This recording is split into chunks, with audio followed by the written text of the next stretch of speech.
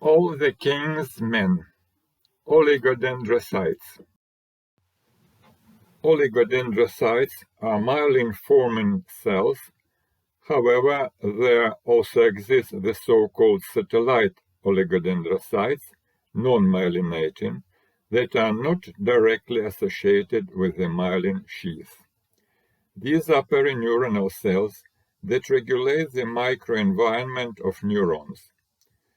Each oligodendrocyte forms processes that repeatedly wrap around sections of various axons, followed by the conversion of this multi-branch material to myelin. Adjacent internodal segments on the same axon may belong to different oligodendrocytes. Moreover, the number of processes of one oligodendrocyte varies depending on the region of the CNS. Electron microscopy reveals numerous pores and the predominance of euchromatin over heterochromatin in the nuclei of oligodendrocytes, with elements of the granular endoplasmic reticulum, polyribosomes and free ribosomes, mitochondria, cisterns of the Golgi complex, and microtubules found in the cytoplasm. Unlike astrocytes, the cytoplasm of oligodendrocytes does not contain glycogen granules and fibrillar structures. The principal function of oligodendrocytes is to form myelin sheaths in the nerve fibers of the CNS. This process depends on the number of signals received from axons. The increase in axon diameter and the thickness of the myelin sheaths are interdependent. Moreover, mature axons and oligodendrocytes depend on each other. The death of axons leads to degeneration of oligodendrocytes, and axons degenerate if the normal function of oligodendrocytes is impaired. The course of myelination is as follows. The process of an oligodendrocyte approaches an axon and comes into contact with it. Then two simultaneous and coordinated events take place. The process flattens and its leading edge wraps the axon. The newly formed myelin plates underlie the previously deposited ones. The lateral extensions of these plates always stay in close contact with the axonal surface and move in a continuous spiral manner toward the future node of Ranvier, in which they align to form the paranodal loops. Thus, the innermost layers of myelin have the shortest lateral extensions, whereas the layers toward the top of the myelin sheath build up in size with each consecutive wrap. The development of new myelin plates leads to compaction through the expelling of cytoplasm from the processes, with only membrane material left to form the myelin plates. The cytoplasm remains only in the area of the leading edge, the region closest to the free part of the oligodendrocyte process, paranodal loops, and Schmidt-Lantermann clefts. These clefts are rarely observed in CNS myelin, in contrast to PNS. However, a system of the so-called myelinic channels within the myelin sheath enables membrane trafficking to the leading edge in the course of development and provides a connection between the oligodendroglial soma and the periaxonal space, allowing the transport of glial metabolites to the axonal compartment in the adult nervous system. Each myelin sheath if unwrapped, is a structure containing compact myelin surrounded by a continuous cytoplasmic ring. Thus, the myelin sheath is an extension of the cell membrane in which there is almost no cytoplasm and whose lipid bilayers are fused. It consists of a series of lamellae spirally wrapped around the axon. The fusion of the cytoplasmic surfaces of the membranes forms major dense line, and the fusion of the outer membranes forms minor dense or intraperiod line. The major dense lines and the intraperiod lines together confer characteristic ultrastructural appearance to compact myelin. The myelin sheath is separated from the axolemma by the 15 nanometers wide periaxonal space filled with extracellular fluid.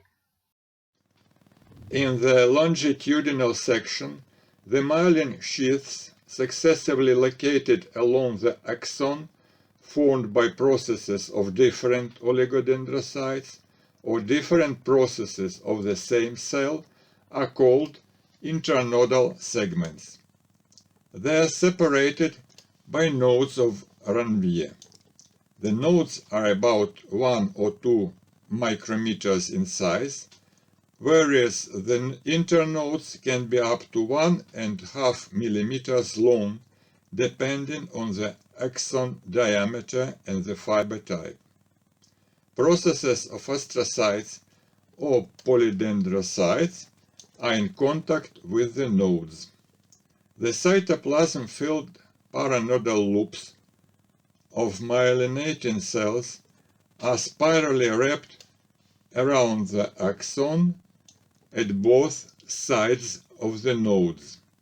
These parts are called paranodal regions, and the adjacent parts are referred to as juxtaparanodal regions.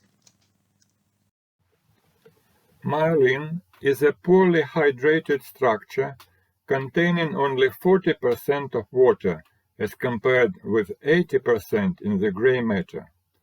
Myelin, in 70 to 80% of dry weight, consists of lipids, the remaining 20 to 30% being the proteins.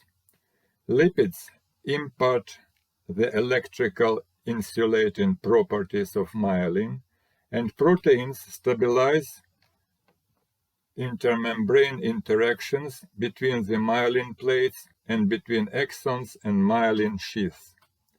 The main lipids of myelin are cholesterol, glyco-, sphingol- and phospholipids, and saturated long-chain fatty acids.